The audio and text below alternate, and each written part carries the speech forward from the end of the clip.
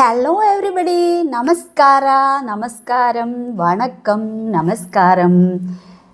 അപ്പോൾ ഞാൻ എന്താണ് ഈ തരത്തിൽ നമസ്കാരം എന്നൊക്കെ പറയുന്നതെന്ന് ഓർത്തിട്ട് നിങ്ങൾ ആരും വിഷമിക്കേണ്ട കേട്ടോ. എനിക്ക് ഇന്നലെ ഒരു ഫോൺ ഉണ്ടായിരുന്നു. എൻ്റെ ഒരു ഫ്രണ്ടാണ്. എൻ്റെ ഒരു ഫ്രണ്ട് എൻ്റെ അടുത്ത് പറഞ്ഞു എന്താണെന്ന് വെച്ച് കഴിഞ്ഞാൽ, നീ എന്താണ് ഒരു കൂട്ടത്തിലിരുന്ന് സംസാരിക്കുന്ന പോലെ സംസാരിക്കുന്നത്, നീ സ്റ്റേജിൽ മയക്കം പിടിച്ചിട്ട് ഇങ്ങനെയല്ലല്ലോ സംസാരിക്കുന്നത്, അപ്പം നീ കത്തിക്കയറി പറയണം, എന്നാൽ മാത്രമേ ക്ലിക്ക് ആവുകയുള്ളൂ എന്ന്. അപ്പോൾ എനിക്ക് നിങ്ങളോട് ചോദിക്കാനുള്ളത്, ഞാനിപ്പോൾ പറയണത് സ്റ്റേജിൽ കയറിയിട്ട് ഞാനൊരു ആങ്കറിങ് ചെയ്യുമല്ലോ. ഞാൻ നിങ്ങളടുത്ത് നമ്മുടെ 4 ഭാഷയിലെ അഗ്നിപരീക്ഷയുടെ കാര്യങ്ങൾ സംസാരിക്കാനാണല്ലോ വരുന്നത്. അപ്പം ഞാൻ സ്റ്റേജിൽ കയറുന്ന പോലെ മൈക്ക് എടുത്ത് അലറി കഴിഞ്ഞാൽ വല്ലതും നടക്കുമോ? അപ്പോൾ എൻ്റെ ഫ്രണ്ടേ, നിൻ്റെ പേര് ഞാൻ പറയുന്നില്ല, നീ ഓർത്തോ, ഞാൻ സ്റ്റേജിൽ കയറിയല്ല സംസാരിക്കുന്നത്. ഞാൻ നമ്മുടെ ഒരു ഗ്രൂപ്പിനുള്ളിലിരുന്ന് സംസാരിക്കുന്ന പോലെയാണ് സംസാരിക്കുന്നത്. എന്നാലും എല്ലാവർക്കും ഒരു നമസ്കാരം ഞാൻ പറഞ്ഞു, അത്രയേ ഉള്ളൂ. ഓക്കെ. അപ്പോൾ ഓക്കെ, സോറി, ഇത് എവിടെ വെക്കുമെന്ന് അറിയില്ല, എന്നാലും കുഴപ്പമില്ല, ഇവിടെ ഇരിക്കട്ടെ. നമുക്ക് തുടങ്ങാം അല്ലേ? അപ്പോൾ ഇനിയിപ്പോൾ നമുക്ക് 4 ഭാഷയിലെ നമ്മൾ ആൻറ്റി ക്ലോക്ക് വൈസിലാണ് പറഞ്ഞു തുടങ്ങിയിരിക്കുന്നത്. അപ്പോൾ ഞാൻ കുറച്ച് സ്പീഡാക്കുകയാണ്. കാര്യം എന്താണെന്ന് അറിയാമോ, ഇന്നലെ ഇതേ ആൾ എൻ്റെ അടുത്ത് പറഞ്ഞത് ഞാൻ ഭയങ്കരമായിട്ട് ലാഗ് അടിക്കുന്നു എന്നാണ്. അറിയാം, എൻ്റെ ഫ്രണ്ട്സിന് അറിയാം, ഞാൻ സംസാരിക്കാൻ തുടങ്ങിക്കഴിഞ്ഞാൽ നിർത്തൂല, ഞാൻ അങ്ങ് സംസാരിച്ചുകൊണ്ടിരിക്കുമെന്ന്. അപ്പോൾ ഞാൻ കുറച്ച് സ്പീഡിൽ പറയുകയാണെ. സ്പീഡിൽ പറഞ്ഞിട്ട് നിങ്ങൾക്ക് കിട്ടില്ല അങ്ങനെ ഒന്നുമില്ലല്ലോ, എല്ലാവർക്കും മനസ്സിലാവുമല്ലോ. അപ്പോൾ ഈ ഒരു സ്പീഡിൽ ഞാൻ പറയുകയാണ് കേട്ടോ. അപ്പോൾ നമുക്ക് കന്നഡയിൽ നിന്ന് തുടങ്ങാമേ. അപ്പോൾ കന്നഡയിൽ ഇന്നലെ പ്രത്യേകിച്ച് വലിയ എടുത്തു പറയത്തക്കതായിട്ടുള്ള ടാസ്കുകളൊന്നും ഉണ്ടായിരുന്നില്ല. ഒരു നമ്മൾ പറഞ്ഞിട്ടുണ്ടായിരുന്ന എന്താണ്, ഒരു കഴിഞ്ഞ ദിവസത്തെ കാര്യങ്ങളൊക്കെ നമ്മൾ പറഞ്ഞല്ലോ. അപ്പോൾ ഇതിനകത്ത് നമുക്ക് പ്രത്യേകിച്ച് ഞാൻ പറഞ്ഞില്ല, പ്രത്യേകിച്ച് ഓർത്തെടുക്കാനുള്ള ടാസ്കുകളും കാര്യങ്ങളൊന്നും ഉണ്ടായിരുന്നില്ല. ഒരു അച്ഛനും മോനും വന്നിട്ടുണ്ടായിരുന്നു. ആ ഒരു അച്ഛനും മോനും അച്ഛന് സ്റ്റാർ കൊടുത്ത് കയറ്റി വിട്ടു, മോനെ ഹോൾഡാക്കിയില്ല, മോനെ സെലക്ട് ചെയ്തിട്ടുണ്ട്. പക്ഷെ അച്ഛന് സ്റ്റാർ കിട്ടി. അപ്പോൾ അത് ഞാൻ കുറച്ച് എഴുതി വെച്ചിട്ടുണ്ട് കേട്ടോ. എഴുതി വെച്ചത് എന്താണെന്ന് വെച്ച് കഴിഞ്ഞാൽ, എൻ്റെ അടുത്ത് കുറച്ചൊക്കെ മിസ്സായി പോകും. എന്നിട്ട് ഞാൻ മിനിഞ്ഞാത്ത കാര്യം ഇന്നലെ കാര്യം പറഞ്ഞു. അപ്പോൾ അതുപോലെ ആവാതിരിക്കുക ഞാൻ കുറച്ച് എഴുതി വെച്ചിട്ടുണ്ട്. അപ്പോൾ ഞാനൊന്ന് നോക്കിയിട്ട് പറയാവേ. പിന്നെ ഈ കന്നഡയിൽ അതുപോലെ തന്നെ സെലിബ്രിറ്റീസ് വന്നവരെ ആരെയും സെലക്ട് ചെയ്തിട്ടില്ല, എല്ലാവരെയും അപ്പടി റിജക്റ്റ് അടിച്ച് വിട്ടു. ഞാനത് പറഞ്ഞിട്ടുണ്ടായിരുന്നു. ഒരു മിസ് ഇന്ത്യ ഫൈനലിസ്റ്റ് വന്നിട്ടുണ്ടായിരുന്നു ഇന്നലെ, അവരെ റിജക്റ്റ് അടിച്ച് വിട്ടു. അവരോട് നോമിനേറ്റ് ചെയ്യാൻ പറഞ്ഞിട്ട് വിനയ് ഗൗഡനെ നോമിനേറ്റ് ചെയ്തു. പക്ഷെ അതൊന്നും അല്ല കാര്യം, അവരെ അങ്ങ് റിജക്റ്റ് അടിച്ച് വിട്ടു, അത് പറ്റില്ല എന്ന് പറഞ്ഞിട്ട്. പിന്നെ അതുപോലെ നോമിനേഷൻ ടാസ്ക് തന്നെയായിരുന്നു. ജഡ്ജസിനെയും ആങ്കറിനെയും വെച്ച് നോമിനേറ്റ് ചെയ്യാനുള്ള ടാസ്കൊക്കെയാണ് കൊടുത്തത്. അപ്പോൾ അതുപോലെ എന്താണ്, പിന്നെ കുറച്ച് പേരെ ഹോൾഡൊക്കെ ചെയ്ത് വിട്ടു. അപ്പോൾ അങ്ങനെ അതുപോലെ ഡിബേറ്റ് കൊടുത്തിട്ടുണ്ടായിരുന്നു ഇന്നലെ. ഡിബേറ്റ് ചെയ്ത് 4-5 പേരൊക്കെ ഡിബേറ്റ് ചെയ്ത് അതിനകത്ത് ഒരാളിനെ ഹോൾഡ് ചെയ്ത് വെച്ചു. അങ്ങനെയൊക്കെ കുറച്ച് കാര്യങ്ങളൊക്കെ ഉണ്ടായി. അപ്പം അത് ഓൾമോസ്റ്റ് നമുക്കിപ്പോൾ മനസ്സിലായി കന്നഡയിലെ പ്രോസസ്സ് എങ്ങനെയാണ് നടക്കുന്നതെന്ന്. അത് ആ രീതിക്ക് തന്നെ നടന്നു. ഇനി അതുപോലെ ഇന്നലെ വൈറ്റ് ഗോൾഡിൻ്റെ കണ്ടസ്റ്റൻസ് അവസാനത്തെ ഓഡിഷനിലേക്ക് വൈറ്റ് ഗോൾഡിൻ്റെ കണ്ടസ്റ്റൻസ് ആയിരുന്നു വന്നിട്ടുണ്ടായിരുന്നത്. അതായത് നമ്മൾ അഗ്നിപരീക്ഷയിൽ ചാനൽ വിളിച്ച് സെലക്ട് ചെയ്തിട്ടുള്ളവരെ കൂടാതെ വൈറ്റ് ഗോൾഡ് ഒരു ആഡ് കൊടുത്തിട്ടുണ്ടായിരുന്നല്ലോ. അപ്പോൾ അതിൽ സെലക്ട് ആയിട്ടുള്ളവരുടെ ഓഡിഷനും ഇന്നലെ കഴിഞ്ഞു. അപ്പോൾ അങ്ങനെ ഇന്നലെ ഓഡിഷൻ ക്ലോസ് ആയിരിക്കുകയാണ്, മെഗാ ഓഡിഷൻ ക്ലോസ് ആയിരിക്കുകയാണ്. അതായത് ഫൈനലായിട്ട് എല്ലാ ഇതിൽ നിന്നും സെലക്ട് ചെയ്തിട്ട് വന്ന ആൾക്കാരും വൈറ്റ് ഗോൾഡിൽ നിന്ന് സെലക്ട് ചെയ്തിട്ട് വന്നുള്ള ആൾക്കാരും, അപ്പോൾ ഇവരെ എല്ലാവരെയും വെച്ചിട്ട് അവർ ഇത് ടാസ്കും കാര്യങ്ങളും ഒക്കെ നടത്തി ഫൈനൽ ഇൻ്റർവ്യൂ നടത്തിയിട്ടാണ് ഈ പറഞ്ഞ 60 പേരായിരുന്നു ഉണ്ടായിരുന്നത്. 60 പേരിനെ അങ്ങോട്ട് സ്റ്റേജിലോട്ട് ജഡ്ജസിൻ്റെ മുമ്പിലേക്ക് കയറ്റി വിട്ടത്. അപ്പോൾ ഈ 60 പേരുടെയും ഒരു ഫൈനൽ ഓഡീഷൻ പ്രോസസ്സ് അവിടെ കഴിഞ്ഞിരിക്കുകയാണ്. ഇനി ഓഡീഷൻ അല്ല, ഇനി പറയേണ്ടത് നമ്മൾ ഇനി അവരുടെ ടാസ്കും കാര്യങ്ങളും ഒക്കെ അതിൽ വിൻ ചെയ്യണം. അതുപോലെ തന്നെ ഇടയ്ക്കിടയ്ക്ക് മെൻ്റൽ ടാസ്കുകളും മൈൻഡ് ടാസ്കുകളും ഒക്കെ ഉണ്ടാവും കേട്ടോ. അപ്പോൾ ഇതിനകത്ത് കന്നഡയ്ക്കകത്ത് നമുക്ക് കാണാൻ പറ്റിയിട്ടുള്ളത് 5 ആൾക്കാർക്കാണ് സ്റ്റാർ സെലക്റ്റഡ് ആയിട്ടുള്ളത്. സ്റ്റാർ കൊടുത്ത് സെലക്ട് ചെയ്തിട്ടുള്ളത് 5 പേരെ, അതായത് 4 പേരും ഒരേപോലെ സെലക്ട് ചെയ്തിട്ടുള്ളത് 5 പേരെയാണ്. ഇവർക്ക് എന്തൊക്കെയോ ബെനിഫിറ്റ്സും കാര്യങ്ങളൊക്കെ ഉണ്ട് കേട്ടോ. അതിപ്പോൾ നമുക്ക് വരുന്ന എപ്പിസോഡുകളിലൊക്കെ മനസ്സിലാവും. അതുപോലെ 4 ജഡ്ജസ് ഉണ്ടല്ലോ, 3 ജഡ്ജസ് സെലക്ട് ചെയ്ത് കഴിഞ്ഞിട്ടുണ്ടെങ്കിൽ അവർ ഓൾറെഡി സെലക്റ്റഡ് ആണ്. അപ്പോൾ അങ്ങനെ ഉള്ള ആൾക്കാർ 11 പേരാണുള്ളത്. അപ്പോൾ ഈ 11 പേര്, അപ്പോൾ ഈ 11ഉം 5ഉം 16 പേരിൽ ഈ സ്റ്റാർ കിട്ടിയ 5 പേർക്കാണ് എന്തൊക്കെയോ ബെനിഫിറ്റ്സും കാര്യങ്ങളൊക്കെ ഉള്ളത്. അത് ഓക്കെ. ഇനി അതിനകത്ത് ബാലൻസ് വന്നിരിക്കുന്നത് 13 പേര്. ഈ 13 പേരെ ഇവർ ഹോൾഡിൽ വെച്ചിരിക്കുന്നത് 13 പേര്. ബാക്കി 60 പേരിൽ ബാക്കി എല്ലാവരും അങ്ങ് പോയി. ഈ 13 എല്ലാവരെയും റിജക്റ്റ് ചെയ്ത് വിട്ടല്ലോ. അപ്പം നമുക്ക് മൊത്തം എത്ര പേരാണ്? 16 പേര് സെലക്റ്റായി, 13 പേര് ഹോൾഡായി. ഈ 13 പേര് ഹോൾഡായതിനകത്ത് നിന്ന് 4 പേരെ ഇവർ 4 ജഡ്ജസും ചേർന്നിട്ട് 4 പേരെ സെലക്ട് ചെയ്ത് കയറ്റുന്നുണ്ട്. അതിന് പ്രത്യേകിച്ച് ടാസ്കും കാര്യങ്ങളൊന്നും ഉണ്ടായിരുന്നില്ല. ഇവരവിടെ മാർക്ക് ഇട്ടിട്ടുണ്ടായിരുന്നല്ലോ നേരത്തെ. ഹോൾഡിൽ വെക്കും മുമ്പേ ഇവരത് പോയിന്റ് ഔട്ട് ചെയ്ത് വെച്ചിട്ടുണ്ടാവുമല്ലോ. അതനുസരിച്ച് 4 പേരെ അവർ കയറ്റി വിട്ടിട്ടുണ്ട്. ബാക്കി വരുന്ന 11 പേർക്ക് ടാസ്ക് കൊടുക്കുകയാണ്. അപ്പോൾ ഇന്നത്തെ എപ്പിസോഡിനകത്ത്, ഇന്ന് 19 അല്ലേ, അപ്പോൾ ഇന്ന് 19ൻ്റെ എപ്പിസോഡിനകത്ത് ഈ വന്നിട്ട് ഞാൻ പറഞ്ഞത് തെറ്റിയിട്ടില്ലല്ലോ. 13 പേരിൽ 4 പേര് 11 പേരല്ലല്ലേ? ഞാൻ ഇവിടുന്ന് കണക്ക് പഠിച്ചത് എന്നോട് ചോദിക്കല്ലേ കേട്ടോ. എൻ്റെ മാത്സ് ടീച്ചേഴ്സിനെ ആരും ശപിക്കണ്ട, എനിക്ക് പറ്റിയ തെറ്റാണ്. 13 പേരിൽ 9 പേരല്ലേ? അപ്പോൾ 4 പേരെ കയറ്റി വിട്ടാൽ 9 പേര്. ഈ ബാക്കി 9 പേർക്ക് ടാസ്ക് കൊടുക്കുകയാണ്. അപ്പോൾ ഇന്നലെ ഒറ്റ ടാസ്കേ കാണിച്ചിട്ടുള്ളൂ, ബാക്കി ഇന്നത്തെ എപ്പിസോഡിലായിരിക്കും. ആ ടാസ്ക് എന്ന് പറഞ്ഞു കഴിഞ്ഞാൽ രണ്ട് ആൺപിള്ളേരായിരുന്നു. ഈ ആൺപിള്ളേർക്ക് കൊടുത്തിട്ടുള്ള ടാസ്ക് എന്താണെന്ന് അറിയാം? വാക്സിൻ ടാസ്ക് ചുമ്മാ ഷർട്ട് റിമൂവ് ചെയ്തിട്ട് നെഞ്ചത്ത് വാക്സിൻ സ്ട്രിപ്പ് ഒട്ടിച്ചിട്ട് അത് വാക്സ് ചെയ്യുന്നതാണ്. പക്ഷെ ചുമ്മാ വാക്സ് ചെയ്യാൻ നിന്ന് കൊടുത്താൽ മാത്രം പോരാ, അതിനകത്താണ് ഒരു ട്വിസ്റ്റ്. വാക്സ് ചെയ്യുന്ന സമയത്ത് ഒരു റിയാക്ഷനും ഉണ്ടാവാൻ പാടില്ല. അവർക്കൊരു പാട്ട് പാടാൻ പറയുന്നുണ്ട്, ഇവർ പറയുന്നൊരു പാട്ട് കൊടുക്കുന്നുണ്ട്, ആ പാട്ട് പാടിക്കൊണ്ടിരിക്കും. ഒരു റിയാക്ഷനും ഉണ്ടാവാൻ പാടില്ല വാക്സ് ചെയ്യുമ്പോൾ. വാക്സ് ചെയ്തിട്ടുള്ളവർക്കറിയാം, ഇപ്പോൾ ലേഡീസ് ആണെങ്കിലും മോഡലായിട്ടുള്ള ജെൻസിനും അറിയാം വാക്സ് ചെയ്യുമ്പോഴുള്ള അവസ്ഥ. അപ്പോൾ അങ്ങനെ വാക്സിൻ ടാസ്ക് ആയിരുന്നു ഇന്നലെ. അതിൽ വാക്സിൻ ടാസ്കിൽ വിൻ ചെയ്ത ആളിന് ഒരാൾ മൈന്യൂട്ട് എക്സ്പ്രഷനേ വന്നിട്ടുള്ളൂ, പക്ഷെ ആ ആൾ ഔട്ടായി. അങ്ങനെ ഒരാളിനെ കൂടി അങ്ങോട്ട് കയറ്റിയിട്ടുണ്ട്. ആ ആൾക്ക് ഇനി വേറെ എന്തെങ്കിലും ടാസ്ക് കൊടുക്കുമോയെന്ന് എനിക്കറിയില്ല. എന്തായാലും ആ ആളിനെ കയറ്റിയിട്ടുണ്ട്. ഓക്കെ, അപ്പോൾ ഇന്നലെ കന്നഡയിലെ വിശേഷങ്ങൾ അങ്ങനെയൊക്കെ ആയിരുന്നു. അപ്പം നമുക്ക് ഇനി മലയാളത്തിലേക്ക് വരാം. മലയാളത്തിൽ വന്നു കഴിഞ്ഞാൽ ഇന്നലെ മിനിഞ്ഞാന്ന് 4 പേര് എലിമിനേറ്റ് ആയല്ലോ. അപ്പോൾ അതിൽ ഇനി 32 കണ്ടസ്റ്റൻസിനെ വെച്ചിട്ടാണ് ഇന്നലത്തെ ടാസ്ക് തുടങ്ങിയത്. അപ്പോൾ അതിൽ മിനിഞ്ഞാന്ന് നമ്മുടെ ഇൻഫിനിറ്റി പെൻഡൻറ്റ് കിട്ടിയ ആൾക്കാരായിരുന്നു ക്യാപ്റ്റൻസിന് ഇമ്മ്യൂണിറ്റി പവറുണ്ട്, അവർ ഔട്ടാവില്ല. അവർ ഈ ടാസ്കിൽ എന്തായാലും എത്ര പെർഫോമൻസ് ബാഡായി കഴിഞ്ഞാലും അവരെ ഇന്ന് എലിമിനേറ്റ് ചെയ്യില്ല. അപ്പോൾ അതാണ് അവർക്ക് കിട്ടിയിട്ടുള്ള ഒരു പവർ. പിന്നെ വേറെ പവറും കൂടി ഉണ്ട്, അത് പറയാം. അപ്പോൾ ഈ 4 ക്യാപ്റ്റൻസ് വന്നിട്ട് ആ 4 ക്യാപ്റ്റൻസും ഓരോ ആൾക്കാരെ വിളിച്ചിട്ട് അങ്ങനെ 4 ടീം ഫോം ചെയ്തു. ഇവർക്ക് കൊടുത്തിട്ടുള്ള ടാസ്ക് ആണ്. അപ്പോൾ കഴിഞ്ഞ സീസണിൽ ഓൾമോസ്റ്റ് എല്ലാ ഭാഷയിലും നമ്മൾ കണ്ട ഒരു ടാസ്ക്കാണ് എം ഓർ എക്ക്.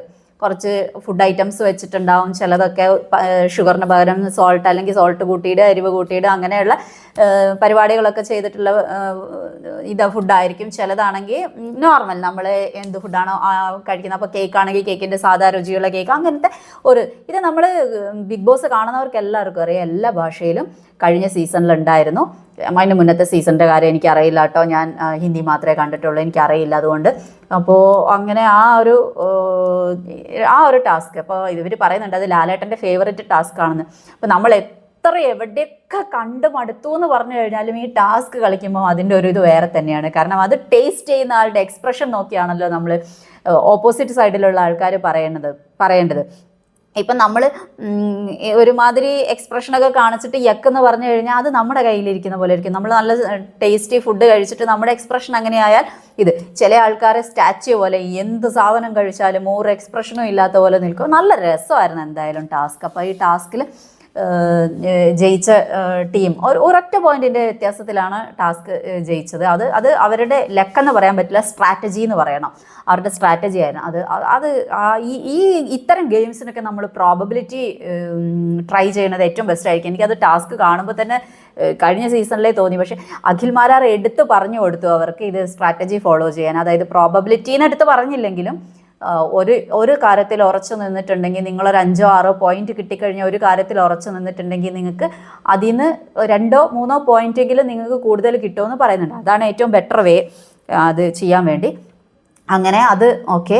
അങ്ങനെ അത് കഴിഞ്ഞ് ടാസ്കൊക്കെ കഴിഞ്ഞിട്ട് ഓരോ ഇതിനകത്തു നിന്നും 2 പേരെ വെച്ചിട്ട് അവർ ഓരോ ടീമിൽ നിന്നും 2 പേരെ വേസ്റ്റ് പെർഫോമർ ആരാണെന്ന് പറയുന്നു. അവരവിടെ നിർത്തുന്നു. അത് കഴിഞ്ഞിട്ട് നമ്മുടെ ഈ പെൻഡൻറ്റ് കിട്ടിയ 4 പേരുണ്ടല്ലോ, ഈ 4 പേരിനെ വിളിച്ച് സ്റ്റേജിൽ നിർത്തുന്നു. സ്റ്റേജിൽ അവരോട് പറയുന്നു, ഇതിൽ നിങ്ങൾക്ക് 2 പേരെ കൂടെ ഇതിനകത്തോട്ട് ആഡ് ചെയ്യാൻ, അതായത് ആ 4 പേർക്കില്ല, 2 പേർക്ക്, അതായത് വിൻ ചെയ്ത 2 പേരുണ്ടല്ലോ. അപ്പോൾ 4 ടീം ഉള്ളതിൽ 2 ടീം ആദ്യം കളിച്ചു, പിന്നെ 2 ടീം കളിച്ചു, അങ്ങനെയാണല്ലോ. അപ്പോൾ അതിനകത്ത് വിൻ ചെയ്തിട്ടുള്ള 2 ടീം, 2 തവണയായിട്ട് വിൻ ചെയ്തിട്ടുള്ള 2 ടീം ക്യാപ്റ്റൻസിനോടാണ് പറയുന്നത്, നിങ്ങൾക്ക് 2 പേരെ കൂടെ ഈ അവിടെ ജയിച്ചിരിക്കുന്നതിനകത്ത് നിന്ന് 2 പേരെ കൂടെ നിങ്ങൾക്ക് ഇതിനകത്തോട്ടേക്ക് ആഡ് ചെയ്യാം. വേഴ്സ്റ്റ് പെർഫോമേഴ്സായിട്ട് നിങ്ങൾക്ക് ഫീൽ ചെയ്തിട്ടുള്ള 2 പേരെ കൂടി ആഡ് ചെയ്യാം എന്ന് പറയുന്നു. അങ്ങനെ അവർ വിളിച്ച് 2 പേരെ കൂടി അതിനകത്തോട്ട് നിർത്തുന്നു. മറ്റ് 2 പേർക്കും ഈ ഒരു പവർ ഇല്ല, അവർക്ക് ഇമ്മ്യൂണിറ്റി പവർ മാത്രമേ ഉള്ളൂ. അങ്ങനെ ഇതിനകത്ത് നിന്ന് ജഡ്ജസ് അവരുടെ പെർഫോമൻസ് നോക്കിയിട്ടാണ് ഈ 4 പേരിനെ എവിക്റ്റ് ചെയ്ത് വിടുന്നുണ്ട്, ബാക്കിയുള്ളവരെ സേവ് ആക്കി. അപ്പോൾ ഇതാണ് മലയാളത്തിൽ സംഭവിച്ചത്. ഈ എലിമിനേഷൻ എന്ന് പറയുന്നത് കൊണ്ട് ഞാൻ വീണ്ടും പറയുന്നു, എനിക്ക് അഗ്നിപരീക്ഷ ടീം മെമ്പേഴ്സ് ഞാൻ ടാഗ് ചെയ്ത് വിടുന്നുണ്ട്. അഗ്നിപരീക്ഷ ടീം മെമ്പേഴ്സ് ഇത് കാണുകയാണെങ്കിൽ ദയവ് ചെയ്ത് ഞങ്ങൾ പ്രേക്ഷകർക്ക് ആ ഒരു കുറച്ച് ക്ലിപ്സ് എങ്കിലും നിങ്ങൾ കാണിച്ചു തരണം. അതായത് നിങ്ങൾ അവരുടെ മെൻ്റൽ എബിലിറ്റി ഇൻഡിവിജ്വലായിട്ട് ടെസ്റ്റ് ചെയ്തിട്ടുണ്ടെങ്കിൽ ദയവ് ചെയ്ത് ഞങ്ങൾ പ്രേക്ഷകർക്ക് ആ ക്ലിപ്പിങ്സ് കുറച്ചെങ്കിലും കാണിച്ചു തരണം. അല്ലാതെ ഞങ്ങൾക്ക് മനസ്സിലാവുന്നില്ല, ഞങ്ങൾ കാണുന്നത് ഇവർ ടാസ്ക് ചെയ്യുന്നത് മാത്രമാണ് ഞങ്ങൾ കാണുന്നത്, ഞങ്ങൾക്ക് അവരുടെ മെൻ്റൽ എബിലിറ്റി മനസ്സിലാവുന്നില്ല, അപ്പം ഞങ്ങൾക്ക് തോന്നുന്നു ഇവിടെ അൺഫെയർ എവിക്ഷൻ നടക്കുന്നുണ്ടോ എന്ന് ഞങ്ങൾക്ക് തോന്നുന്നു. അതിൽ കുറ്റം പറയാൻ പറ്റില്ല. പക്ഷെ ടാസ്കിൻ്റെ അടിസ്ഥാനത്തിൽ മാത്രമല്ലല്ലോ എവിക്ഷൻ നടക്കുന്നത്. അതുകൊണ്ടൊരു റിക്വസ്റ്റാണ്, നിങ്ങളത് കാണുന്നുണ്ടെങ്കിൽ നിങ്ങളതിൽ എന്തെങ്കിലും ക്ലിപ്സ് കൂടി ആഡ് ചെയ്താൽ നന്നായിരിക്കും. എപ്പിസോഡ് എഡിറ്റ് ചെയ്യുന്ന സമയത്ത് ഞങ്ങൾ വ്യൂവേഴ്സിനത് ഫെയർ ആണോ അൺഫെയർ ആണോ എന്ന് മനസ്സിലാവുന്നില്ല. ഓൺലി ജഡ്ജ് ചില ഇതിൻ്റെ പോസ്റ്റുകൾക്കൊക്കെ താഴെ കാണുന്നു ജഡ്ജസ് പാർഷ്യാലിറ്റി കാണിക്കുന്നുണ്ട് എന്നൊക്കെ പറയുന്നു. അത് സംശയം തോന്നിയ സ്വാഭാവികം മാത്രമാണ്. കാരണം നമ്മൾ പറഞ്ഞല്ലോ, നമ്മൾ ഇവരുടെ എബിലിറ്റി നമ്മൾ കണ്ടിട്ടില്ല, അതുകൊണ്ടാണ്. അപ്പോൾ ദയവ് ചെയ്ത് നിങ്ങളത് ശ്രദ്ധിക്കുകയാണെങ്കിൽ നന്നായിരിക്കും. ഓക്കെ, അപ്പോൾ മലയാളത്തിൽ അവസ്ഥ അതായിരുന്നു. അപ്പോൾ 28 കണ്ടസ്റ്റൻസ് ആണ് അവസാനിച്ചിരിക്കുന്നത്. ഇനിയും ദിവസങ്ങളുണ്ട്. ഇനി നമുക്ക് തമിഴിൽ പോവാം. അപ്പം മലയാളത്തിൽ എത്ര കണ്ടസ്റ്റൻസ് ഇന്നാവും എന്നറിയില്ല കേട്ടോ. പക്ഷെ കന്നഡയിൽ അവർ എടുത്തു പറയുന്നുണ്ട് 3 പേര് മാത്രമേ ഹൗസിൽ കയറൂ എന്ന് എടുത്തു പറയുന്നുണ്ട്. ഇത്രയും കണ്ടസ്റ്റൻസ് ഇതിനകത്തുനിന്ന് 3 പേര് മാത്രമേ ഹൗസിൽ കയറൂ എന്നാണ് അവർ പറയുന്നത്. നിരഞ്ജൻ ഇന്നലെ അതാണ് പറഞ്ഞത്. ഓക്കെ, ഇനി നമുക്ക് തമിഴിനകത്തോട്ടേക്ക് വരാം. തമിഴിനകത്തും ഓഡീഷൻസ് നടന്നുകൊണ്ടിരിക്കുന്നു.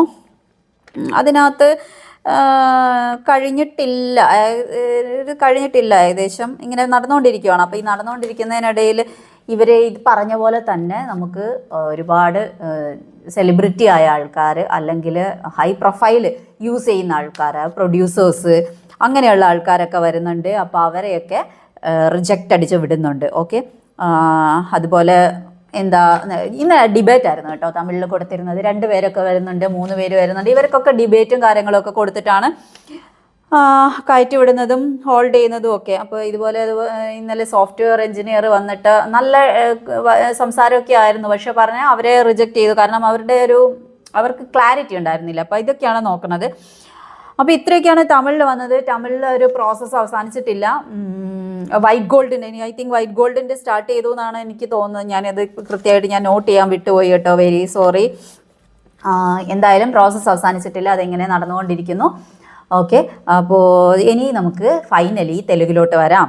തെലുങ്കിലോട്ട് വരുന്ന സമയത്ത് തെലുങ്കിൽ ഇന്ന് കൊടുത്തിരിക്കുന്ന ടാസ്ക് നന്നായിരുന്നു കേട്ടോ. ഒരു മാർക്കറ്റിംഗ് ടാസ്ക് ഒക്കെ കൊടുക്കുന്നുണ്ട്. പിന്നെ ഒരു ജപ്പാനി വന്നിട്ടുണ്ട്. എനിക്ക് അത് മനസ്സിലായില്ല. കാരണം ബിഗ് ബോസിൻ്റെ റൂൾസിൽ ഇന്ത്യൻ സിറ്റിസൺ ആയിരിക്കണം എന്നല്ലേ ഉള്ളത്. പുള്ളിയുടെ നാട് ജപ്പാനാന്ന് പറയുന്നത്, പുള്ളി ഇനി ഇന്ത്യൻ സിറ്റിസൺഷിപ്പ് എടുത്തിട്ടുണ്ടോ എന്ന് അറിയില്ല. അല്ലെങ്കിൽ പുള്ളിയുടെ പാരൻസ് ആരെങ്കിലും ഇന്ത്യൻ ആണോ എന്നൊന്നും അറിയത്തില്ല. എന്തായാലും ഒരു ജപ്പാനി വന്നിട്ടുണ്ട്, ജപ്പാനെ ഹോൾഡ് ചെയ്ത് വെച്ചിട്ടുണ്ട്.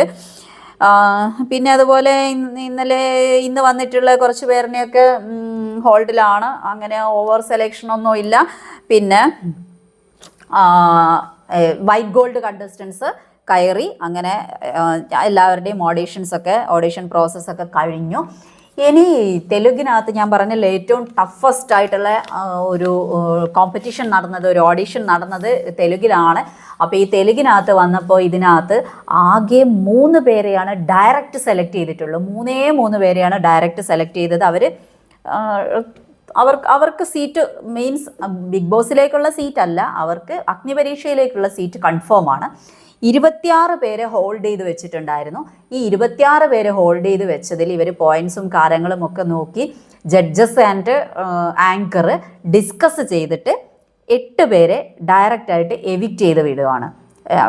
ഏറ്റവും ബിലോ വന്നിട്ടുള്ളവരായിരിക്കാം, 8 പേരെ അങ്ങ് എവിക്റ്റ് ചെയ്ത് വിടുകയാണ്. അപ്പോൾ ബാക്കി 18 മെമ്പേഴ്സ് ഉണ്ട്. ഈ 18 മെമ്പേഴ്സിനെ വെച്ചിട്ടുള്ള ടാസ്ക് നാളെയാണ് തുടങ്ങുന്നത്. ടാസ്ക് തുടങ്ങിയിട്ടില്ല. അപ്പോൾ ഇത്രയൊക്കെയാണ് ഈ 4 ലാംഗ്വേജിലും ഇന്നത്തെ എപ്പിസോഡിൽ നടന്നത്. ഇനി നാളെയല്ലേ? 12 മണി എന്ന് പറയുമ്പോൾ നാളെ ആവുമല്ലോ അല്ലേ?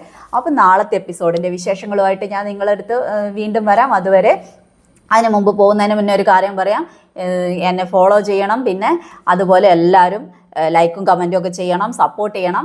പിന്നെ വേറൊരു കാര്യം കൂടി പറയട്ടെ, എന്നെ 3-4 പേരൊക്കെ ഫോണിൽ വിളിച്ചിട്ട് അഭിപ്രായം പറഞ്ഞു കേട്ടോ. പിന്നെ ഒരു കാര്യം, മെസ്സഞ്ചറിലേക്ക് മെസ്സേജ് അയച്ചാൽ ഞാൻ നോക്കൂല, ഞാൻ കാണാറില്ല. ഞാൻ മെസ്സഞ്ചർ ഇൻ കേസ് എന്തെങ്കിലും ആവശ്യത്തിന് ഞാൻ മെസ്സഞ്ചർ എടുത്തു കഴിഞ്ഞാലും എന്നെ അത്രയും ക്ലോസ് ആയിട്ട് അറിയാവുന്നവർക്ക് മാത്രമേ ഞാൻ മെസ്സഞ്ചറിൽ റിപ്ലൈ കൊടുക്കുകയുള്ളൂ. എനിക്ക് നേരിട്ട് ഒരുപാട് കാലങ്ങൾ പരിചയമുള്ള ആൾക്കാരോടത്ത് മാത്രമേ ഞാൻ മെസ്സഞ്ചറിൽ റിപ്ലൈ കൊടുക്കാറുള്ളൂ. വേറെ ആരും വന്നിട്ടുണ്ടെങ്കിൽ എന്തെങ്കിലും പറഞ്ഞിട്ടുണ്ടെങ്കിൽ ഞാൻ മെസ്സഞ്ചറിൽ റിപ്ലൈ കൊടുക്കാറില്ല. അതുകൊണ്ട് ദയവ് ചെയ്ത് ഈ മെസ്സഞ്ചറിൽ റിപ്ലൈ ഇടുന്നവർ, പിന്നെ കഴുതകളെ, അതായത് എൻ്റെ ഫോൺ നമ്പർ അറിയാവുന്ന എൻ്റെ ഫ്രണ്ട്സ് കഴുതകളെ, നിങ്ങളൊരു കാര്യം ചെയ്യും, നിങ്ങൾ ഇങ്ങനെയല്ലടേ സപ്പോർട്ട് ചെയ്യേണ്ടത്. ഈ സപ്പോർട്ട് നിങ്ങൾക്ക് എഴുതിയിടാനുള്ള കാര്യങ്ങൾ എൻ്റെ കമൻ്റായിട്ടൊന്ന് എഴുതിയിടുമോ, എന്നാലേ എൻ്റെ ഈ ഫേസ്ബുക്ക് ഈ വീഡിയോ ഒന്ന് മൂവ് ചെയ്യത്തുള്ളൂ.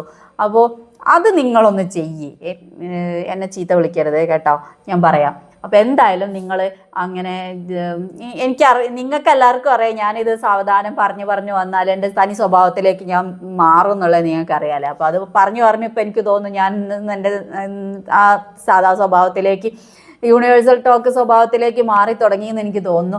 അപ്പോൾ എന്തായാലും എന്നെ ചീത്ത വിളിക്കരുത്. എന്നാലും കമൻറ്റ്, നിങ്ങൾക്ക് പറയാനുള്ള അഭിപ്രായം നിങ്ങൾ മാന്യമായിട്ട് കമൻറ്റിൽ എഴുതിയിടുക കേട്ടോ. അപ്പോൾ ഞാൻ അതുപോലെ ഒരു കാര്യം കൂടി പറയാം. ഞാൻ ഇന്നലെ പറഞ്ഞായിരുന്നു ഒരു കുട്ടിയെ എവിക്റ്റ് ചെയ്തത് എൻ്റെ പേരുള്ള കുട്ടിയാണ്. ആ കുട്ടിയെ എവിക്റ്റ് ചെയ്തത് വളരെ നന്നായെന്ന് പറഞ്ഞായിരുന്നു. അതിന് എന്നെ ചീത്ത വിളിച്ചു കേട്ടോ എൻ്റെ ഒരു ഫ്രണ്ട്. അപ്പം അവനോടാണ് ഞാൻ പറയുന്നത്, ബിഗ് ബോസ് എന്ന് പറഞ്ഞു കഴിഞ്ഞാൽ എന്താണ്? ബിഗ് ബോസ് എന്ന് പറയുമ്പോൾ അതിനകത്ത് നമുക്ക് ഏറ്റവും കൂടുതൽ വേണ്ടത് സ്പോർട്സ്മാൻ സ്പിരിറ്റ് ആണ്. കാരണം എന്താണെന്ന് വെച്ച് കഴിഞ്ഞാൽ ഇന്ന് ഒരു ടീമാണെങ്കിൽ നാളെ വേറൊരു ടീമിലായിരിക്കും. അപ്പോൾ നമ്മൾ ഒരു ടീമിനെ നമുക്ക് ഡിസ്ട്രാക്റ്റ് ചെയ്യാം, പക്ഷേ ഇറിറ്റേറ്റ് ചെയ്യരുത്. അതും ചീത്ത വിളിച്ചുകൊണ്ട് അങ്ങനെ ഇറിറ്റേറ്റ് ചെയ്യുന്നത് നല്ല സ്വഭാവമല്ല. ഒരിക്കലാവാം, പക്ഷെ കൂടുതൽ തവണ ഇതേ അഗ്രഷൻ എടുത്തു കഴിഞ്ഞാൽ അത് ബിഗ് ബോസിന് ചേർന്ന ഒരു ആറ്റിറ്റ്യൂഡേ അല്ല. സ്പോർട്സ്മാൻ സ്പിരിറ്റ് വേണം. അത് ആ കുട്ടിക്ക് ഉണ്ടായിരുന്നില്ല. ആ കുട്ടി ബ്ലെയിം ചെയ്തുകൊണ്ടിരിക്കുമായിരുന്നു. എന്തിനും വന്ന നിമിഷം തൊട്ട് ആ കുട്ടി, അതായത് ഒരു ടാസ്കിൽ സ്റ്റേജിലോട്ട് വന്ന് മൈക്ക് കിട്ടിയ നിമിഷം തൊട്ടിട്ട് ആ കുട്ടി ബ്ലെയിം ചെയ്തുകൊണ്ടിരിക്കുകയായിരുന്നു. ഗ്രൂപ്പിനകത്തൊന്നും അത് അണ്ടർസ്റ്റാൻഡിങ് പോകുന്നില്ല, അത് വേറൊരു വഴിക്ക് പോകുമായിരുന്നു. അപ്പോൾ അങ്ങനെയുള്ള ആൾക്കാർ നമുക്ക് ബിഗ് ബോസിനകത്തോട്ടേക്ക് സ്യൂട്ടാവില്ല. അപ്പോൾ അതുകൊണ്ട് അതിനെ ബിഗ് ബോസിൽ നിന്ന് ഔട്ടാക്കിയതിൽ പറയാനില്ല. ആ കുട്ടിക്ക് നല്ല കപ്പാസിറ്റി ഉണ്ട്, പക്ഷേ ആ കുട്ടിക്ക് അവൾക്ക് പറ്റിയ തെറ്റെന്താണെന്ന് മനസ്സിലാക്കി ആ കുട്ടിക്ക് തിരിച്ചു വരാൻ വേണമെങ്കിൽ അടുത്ത സീസണിൽ. ഓക്കെ, അപ്പോൾ അത് ഒരു തവണ എവിക്റ്റ് ചെയ്ത് കഴിയുമ്പോഴാണല്ലോ അതിൻ്റെ തെറ്റ് മനസ്സിലാവുന്നത്. അപ്പോൾ അത് ഫെയർ അല്ല എന്ന് മാത്രം പറയരുത്. എനിക്ക് അത് ഫെയർ അല്ല എന്ന് തോന്നിയിട്ടില്ല, അത് ഫെയർ തന്നെയാണ്. ഓക്കെ, എനിവേയ്സ്, അപ്പോൾ ഇത്രയൊക്കെ ഉള്ളൂ വിശേഷങ്ങളും കാര്യങ്ങളും ഒക്കെ. അപ്പം നിങ്ങൾ എന്ത് ചെയ്യണം? എനിക്ക് ലൈക്ക് ചെയ്യണം, സപ്പോർട്ട് ചെയ്യണം, എന്നെ ഫോളോ കൂടി ചെയ്യണേ. അപ്പോൾ ഇനി നാളെ ഈ വീഡിയോ ആയിട്ട് വരുന്നത് വരെ എല്ലാവർക്കും ബൈ ബൈ, നമസ്കാരം, നന്ദി, നമസ്കാരം.